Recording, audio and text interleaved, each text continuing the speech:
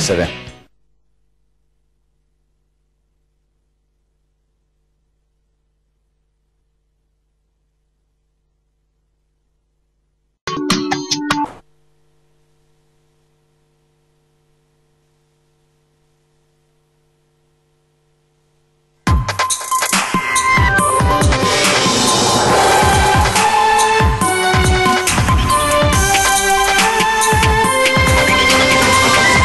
Può essere espulso perché ha fatto ricorso per lo status di rifugiato, ma il giovane gambiano che picchiò 2 agenti a Padova inneggiando all'ISIS, tornato libero, ne ha pestati altri 2, nuove polemiche, i tempi purtroppo sono questi, la legge lo consente, dice il prefetto. Ci ha sequestrate in auto rapinate, il racconto di madre e figlia fa scattare la caccia all'uomo tra Marcone e Casale sul Sile, obiettivo un bandito armato di pistola che avrebbe tenuto in ostaggio le 2 donne. 4 operatori di celle mortuarie dell'ospedale Borgo Roma Verona arrestati, si sarebbero fatti pagare dalle pompe funebri per garantire che le salme sarebbero state tenute in modo adeguato. Fonderanno nuove scuole definite Novax, l'idea anticipata sabato da Antena 3 prende corpo, i genitori contrari all'obbligo si consorzieranno. Costi esorbitanti e pubblicità ingannevole, con queste premesse oggi il consigliere regionale del PD Azzalin si è presentato alla Corte dei Conti con un esposto, quello di Zaia, un referendum da truffa politica. Il peggio è passato, ma siamo senza luce e acqua, così Paolo Del Gallo, commerciante vinicolo trevigiano, nell'inferno di Miami dopo il passaggio di Irma. Laura Coden è la seconda più bella d'Italia, la veneta di Feltre, 18 anni, è arrivata a un soffio dalla fascia di Miss nella finale di Jesolo. Buonasera, ben ritrovati in diretta con l'informazione di Antena 3, questo è il telegiornale del Veneto. Dunque, polemica a Padova, lo avete sentito perché ci sono novità per quel richiedente asilo che pestò 2 agenti, tornato libero perché non può essere espulso, ne ha picchiati altri 2. Abbiamo domandato perché succede questo al prefetto di Padova. Sentiamo.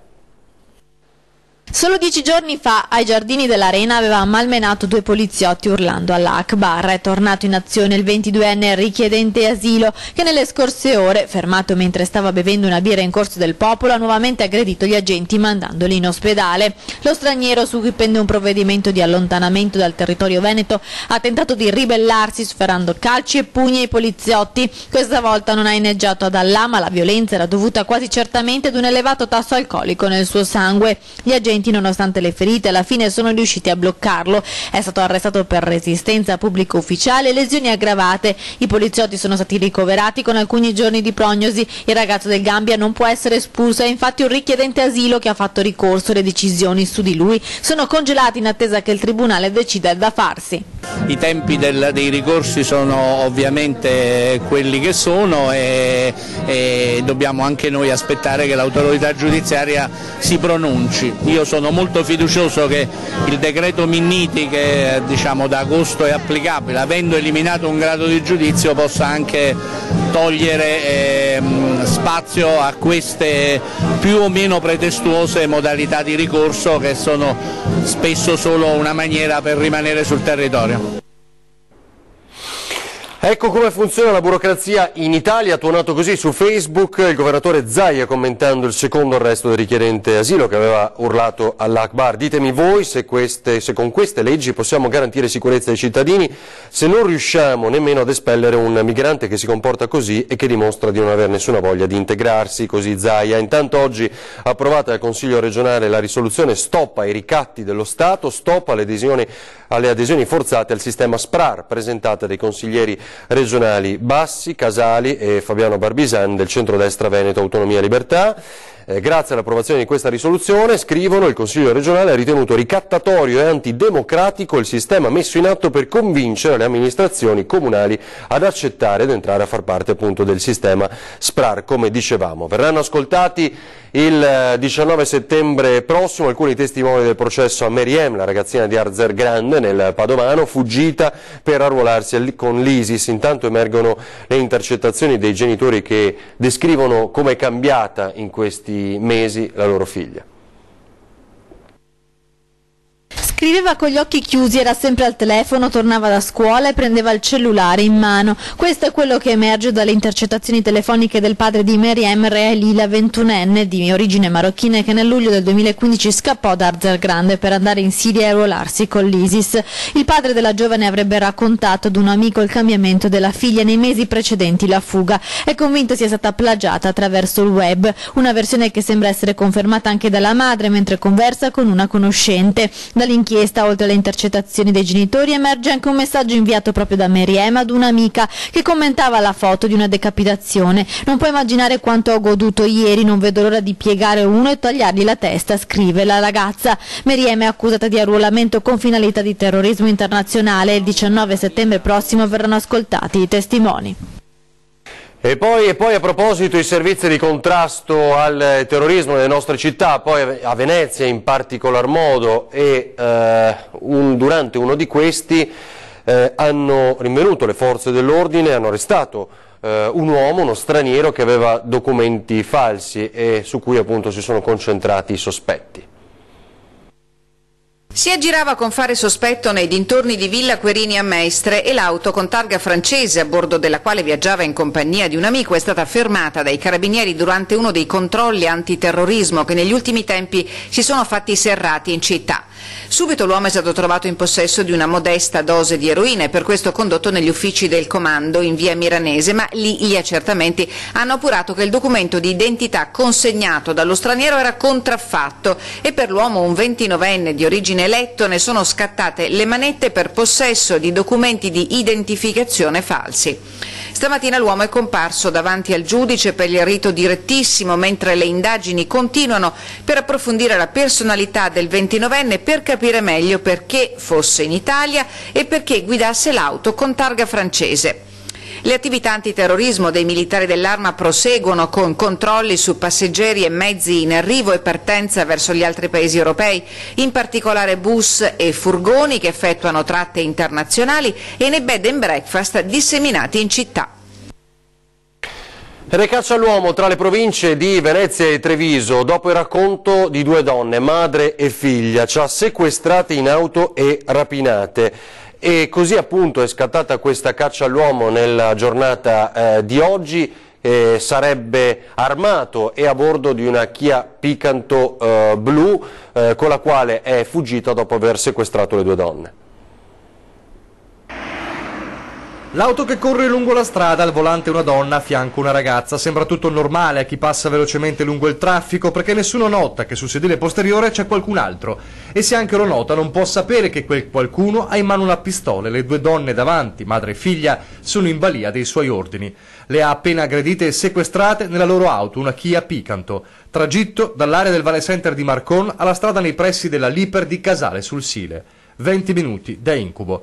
È questo lo scenario raccontato da madre e figlia, 55 e 27 anni di Marcon, quando in tarda mattinata allertano i carabinieri, facendo scattare una caccia all'uomo tra le province di Treviso e Venezia. Secondo quanto raccontato dalle due donne, l'uomo, presumibilmente italiano tanto da avere un accento romagnolo, armato di pistola e travisato con un cappellino calato sul volto, avrebbe addocchiato le due nel parcheggio del Carrefour e sarebbe entrato nel lato posteriore dell'auto nel momento in cui madre e figlia stavano salendo, tanto veloce da non dare nell'occhio.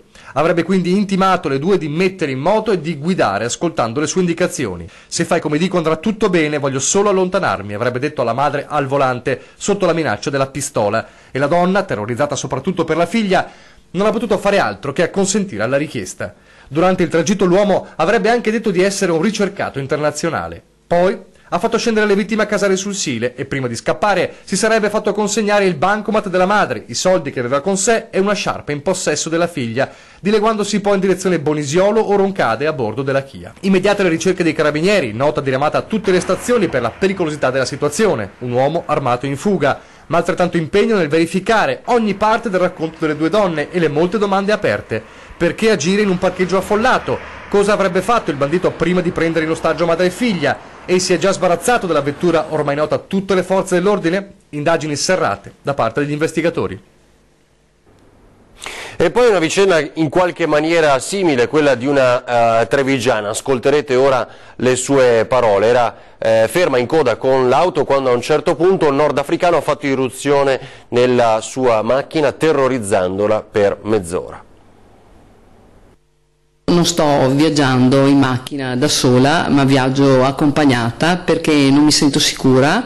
Da quel pomeriggio di pochi giorni fa la sua vita è cambiata, anche semplicemente guidare o andare a trovare la madre in ospedale è diventata un'impresa difficile da affrontare.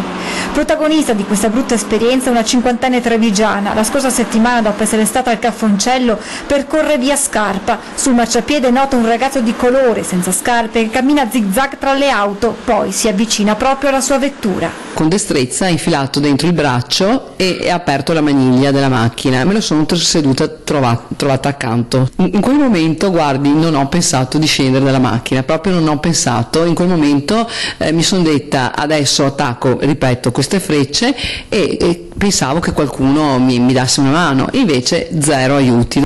Il ragazzo, inizialmente tranquillo, comincia a dare segni di nervosismo. Aveva cominciato a battere i pugni, aveva ste bave alla bocca, ricordo bene, questi occhi sbarrati, e mi diceva di continuo che voleva andare a Canizzano e batteva questi pugni. Ha preso la mia borsetta, l'ha scaraventata addosso al vetro dietro della macchina. La donna mantiene la calma, cerca di tranquillizzarlo, gli propone di fermarsi a bere un caffè. Dopo un primo rifiuto lui accetta. I due entrano in un bar. In quel momento ci sono i titolari cinesi e due anziani ai quali la donna si rivolge in cerca di aiuto. Sussurro aiuto, sicché lì parte una frase molto brutta: ma chi mora tutti. A quel punto chiama le forze dell'ordine, che arrivano sul posto insieme ai sanitari del SUEM, che prendono in consegna la giovane. Rimasta sola, una volta risalita in auto, la cinquantenne, resasi conto del pericolo occorso, scoppia in un pianto disperato. Di questa mezz'ora da incubo restano ora sentimenti contrastanti. Non provo rancore, rabbia, io provo solo una grande amarezza perché nessuna persona mi ha aiutato. Un'avventura che ha segnato questa donna nel profondo e che, come spiega la sua legale, si augura ora possa almeno servire da monito. Questi eventi, primo, non devono succedere, e in secondo luogo la persona che li ha subiti deve poter avere la cura della società e delle persone che sono preposte a questo. I carabinieri di Vicenza hanno arrestato un 75enne di Nanto. Nelle scorse ore sono intervenuti perché c'era un uomo a terra completamente ubriaco. Quando hanno allertato gli uomini del 118 si sono accorti che nelle tasche aveva un revolver calibro 6.35 e hanno scoperto dopo che non era mai stato denunciato, dunque l'uomo è stato arrestato per porto illegale. Torniamo ora sul caso dell'aggressione con rapina avvenuta giusto una settimana fa nel cuore di Treviso, a San Zeno. Una 74enne, ricorderete, strattonata e buttata a terra dai malviventi che le hanno strappato una catenina d'oro. Dopo 7 giorni il marito scrive una lunga lettera al sindaco di Treviso, Manildo. Lettera aperta al sindaco di Treviso. Siamo ancora sconvolti dalla brutale rapina messa a segno da banditi che hanno agito in pieno giorno presso la mia abitazione. Inizia così la lettera aperta al sindaco Giovanni Manildo. Legata all'aggressione con rapina di una settimana fa ai danni di una 74enne nel suo giardino di via Saccardo nel quartiere di San Zeno a Treviso, vuole raccontare lo stato d'animo di questa coppia che non si sente più sicura nella propria città. E se la vittima, oltre alle ferite del corpo, patisce quelle dell'anima e non si dà pace per aver aperto agli aggressori, il marito non accetta che, se da una parte la solidarietà sia stata immediata dai concittadini e non solo, dall'altra le istituzioni, in particolare il sindaco, stia sottovalutando tutta la situazione. Ed è qui il mio disappunto, signor Sindaco. Da lei silenzio assoluto, nonostante che il suo incarico di primo cittadino comporti prima di tutto di essere garante della sicurezza della città e in modo più ampio il parere della popolazione. Da Casugana prosegue la lettera solo una telefonata e dopo che il fatto era finito in TV e sui giornali. Dopo 2 giorni di assordante silenzio ho ricevuto una telefonata dal suo assessore, signor Grigoletto, che in modo assolutamente scarno mi diceva di essere dispiaciuto. Io non pretendo niente, ma nemmeno di essere preso in giro, perché questa telefonata, signor Grigoletto, offende la mia intelligenza e scalfisce la sua dignità. Grande quindi l'amarezza dei signori Battagli per un'amministrazione che dovrebbe avere per primo obiettivo il rapporto con i cittadini. Parole di fuoco in questa lettera. Con la sua carica, che a mio avviso si dovrebbe accettare solo se si ha lo spirito di aiutare i propri cittadini e solidarizzare con loro, dovrebbe frequentare meno ristoranti e rinfreschi ed essere più presente nei quartieri. si faccia conoscere dai trevigiani, perché la maggior parte la ignorano. L'esortazione della famiglia Battagli è, dopo l'esperienza, che il sindaco torni in mezzo ai trevigiani. Se così fa, vedrà che la sua posizione annunciata dalla stampa di tutta Italia riguardo i sindaci più stimati potrà risalire qualche posizione. Le rivolgo un cordiale saluto. Accoglieremo ovviamente poi la risposta del sindaco Manildo. Stiamo bene anche se ancora al buio e senza corrente, lo dice stamani Paolo Del Gallo, commerciante di un'azienda vinicola originario di Pederobba, Treviso, barricato nel suo appartamento di Miami per il passaggio dell'uragano Irma. Del Gallo non ha voluto allontanarsi dal suo appartamento sulla 67esima strada perché la moglie, Anna Galante di San Vito al Tagliamento, è all'8° mese di gravidanza. Per fortuna l'occhio del ciclone ha schivato Miami, racconta i danni non sono ingenti. Domani si vedrà. Del Gallo ha voluto rassicurare anche sulle condizioni della moglie, incinta di 8 mesi. Sta bene, racconta, ma purtroppo, essendo senza aria condizionata, la corrente è saltata ieri mattina, si soffre di caldo. Nuovo sopralluogo adesso dei NAS all'ospedale di Trento per far luce sulla morte della piccola Sofia. Intanto spuntano alcune ipotesi su come possa essere stata eventualmente contagiata. Mentre i carabinieri si sono nuovamente recati nell'ospedale di Trento per un ulteriore sopralluogo, spunta un'altra ipotesi su come la piccola Sofia possa aver contratto la malaria. Un ago pungidito, di quelli che si usano per controllare il diabete, ma anche per verificare la presenza della malattia. L'ipotesi è stata formulata dal dottor Pasini, direttore del centro di Travel Medicine e Global Health. Gli aghi che si usano per controllare i diabetici sono infatti dello stesso tipo di quelli che servono per diagnosticare la malaria. Alla piccola potrebbe essere stata passata per un errore avvenuto nell'ospedale di Trento, dove la bimba di 4 anni è stata trasferita dopo una vacanza a Bibbione e un primo ricovero a Portogruaro prima di andare nell'ospedale di Brescia, da cui non è più uscita.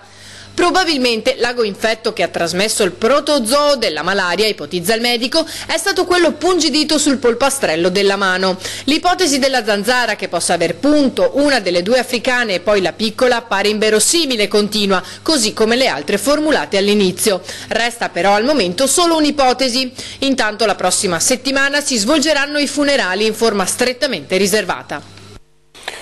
Alcuni operatori in servizio presso le celle mortuarie dell'ospedale Borgo Roma di Verona sono stati tratti in arresto nell'ambito di un'indagine condotta dalla Procura Scaligera per le ipotesi di reati di concussione e associazione per delinquere. L'operazione ha riguardato oggi 4 persone che erano in servizio, ma nei prossimi giorni potrebbero esserci altri provvedimenti relativi a personale che non era presente sul posto di lavoro.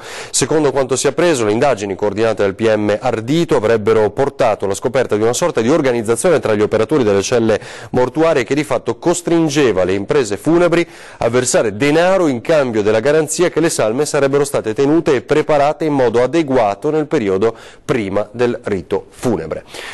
Ci fermiamo per qualche istante e poi torneremo a Treviso a parlare della polemica per le dichiarazioni di una consigliera comunale in merito agli stupri di Firenze. Tra poco.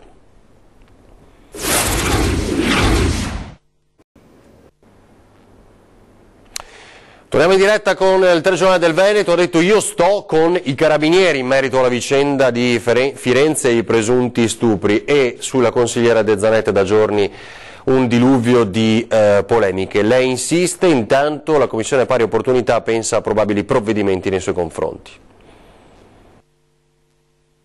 D'un bel tacer non fu mai scritto. Dalla letteratura ai social, perché prima di gridare opinioni personali alla tastiera, dice la Presidente della Commissione Pari Opportunità, bisogna pensarci 10 volte e attendere il lavoro della magistratura. Il riferimento è a quel io sto con i carabinieri vergato sullo schermo dalla consigliera comunale di Treviso Petra De Zanetti sul caso del presunto stupro perpetrato dai 2 militari a Firenze, accusati dalle studentesse americane che, ubriache e rimaste a piedi, sono state riaccompagnate a casa proprio dalla pattuglia dei 2 militari. Io credo che qualche scivolata, qualche errore sia possibile e tollerabile se poi rientra nei canoni di una collaborazione positiva.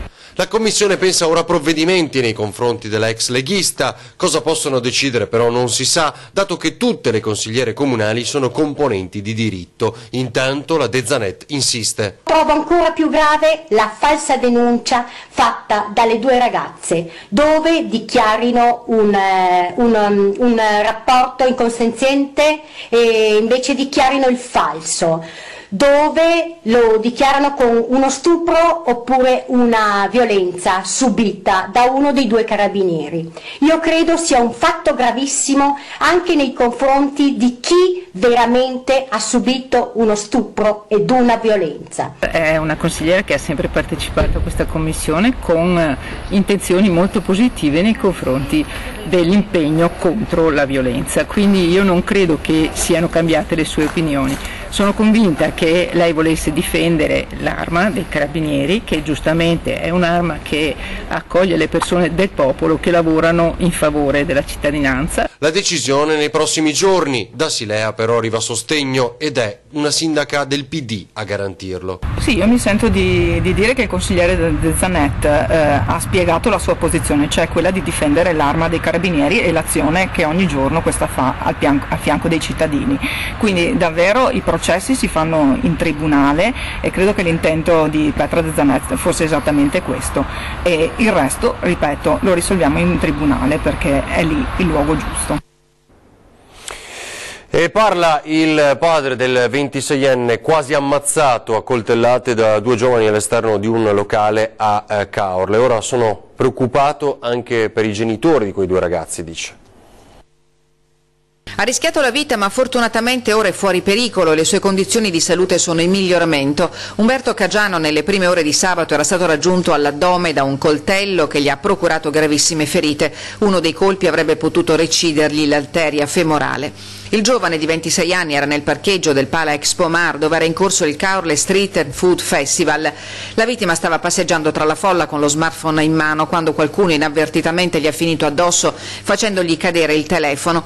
Dal banale episodio è nata una rissa che rapidamente è degenerata. Uno dei giovanissimi, oggetto degli improperi del 26enne, ha estratto un coltello dalla lama lunga oltre 10 centimetri e, aiutato dall'amico, ha colpito l'avversario con diversi fendenti all'addome. Lui adesso inizia a fare coscienza di quello che è successo, però anche lui chiaramente non si rende conto. Quando mi hanno chiamato alle 4 di mattina che mio figlio era stato accoltellato, puoi immaginare lo stato d'animo. I carabinieri, grazie alle testimonianze raccolte nell'immediatezza del fatto, sono riusciti subito a individuare e arrestare i due aggressori, due ventenni del posto, che dopo la pubblicazione delle loro foto sono stati oggetto di pesanti insulti su Facebook e anche di minacce di morte. Adesso la giustizia farà quello che sarà, ma io non mi sento di dire nulla, perché io sono papà, come il papà del ragazzo che ha fatto il gesto. Immagino di cosa stanno passando, cosa stanno vivendo, capisci? Io non mi sento di dire nulla, mi devi credere. Torniamo a parlare dei vaccini mentre i genitori si starebbero organizzando per creare degli asili cosiddetti Novax. Parla il senatore Conte. Non è questa la soluzione. E poi svela alcune intenzioni, sarebbero per modificare ancora una volta il testo.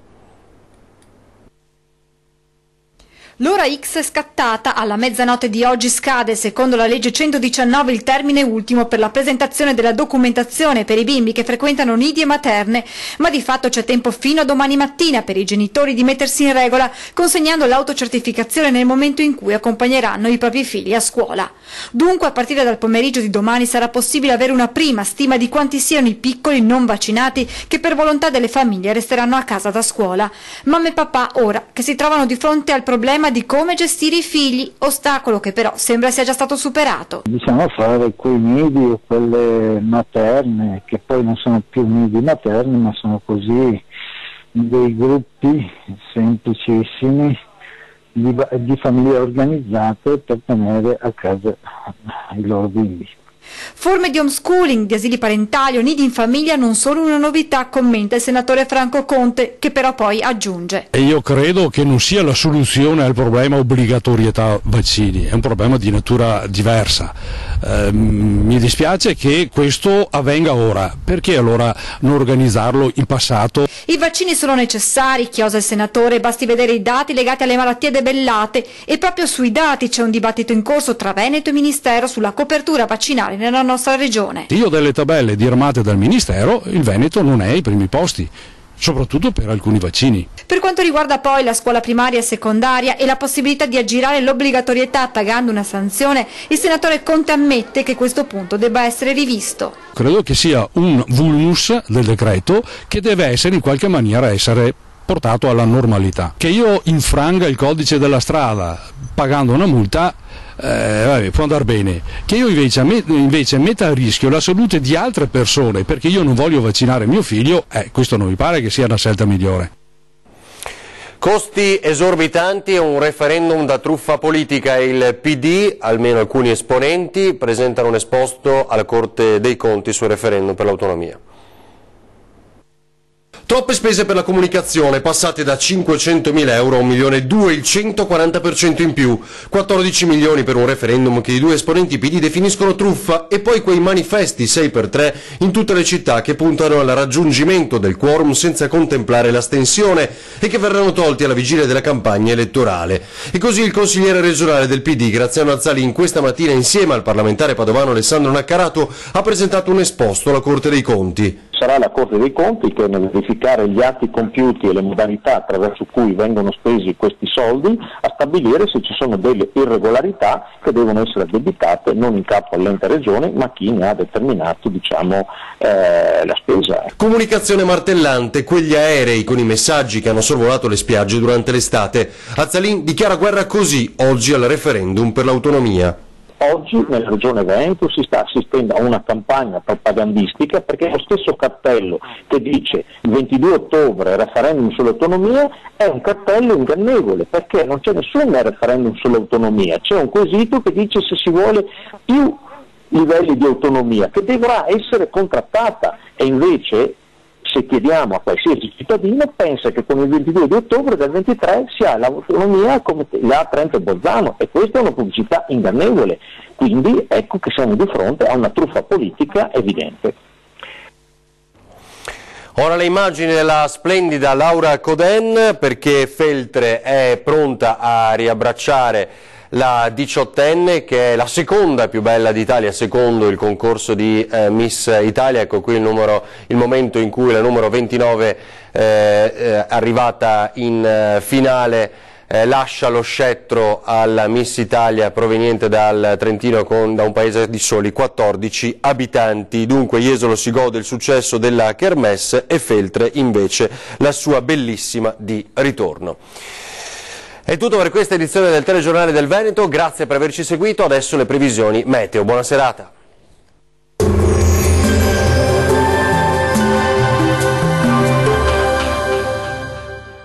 Ben ritrovati al meteo di Antenna 3. Nella giornata di martedì 12 settembre avremo ancora tempo instabile sulle nostre regioni. Vediamo il dettaglio. Sul Veneto molte nubi con rovesci e temporali diffusi nella prima parte della giornata, localmente anche forti sulle basse pianure e sul Veronese.